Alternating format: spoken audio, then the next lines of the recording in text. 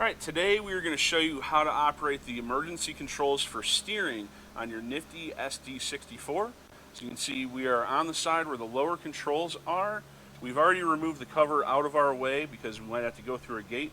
To do that, you remove the retaining pin on the top of this bar, just slide your cover up out of the way, and you can set it right onto the machine. For the emergency for steering, you can actually use the power of the machine if it'll start and run, or you can use the pump handle. In this case, we're going to show you how to use the powered side of the machine to do it so that you can still drive the machine out. To control the steering, it's real simple. We're going to make sure all of our emergency knobs are turned all the way in. So red one, gold one, red one, all turned in.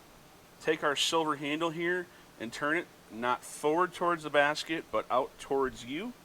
And then we can start the machine.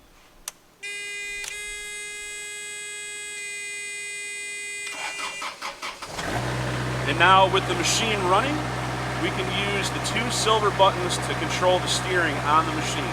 So you got two of them, they're push-pull combinations.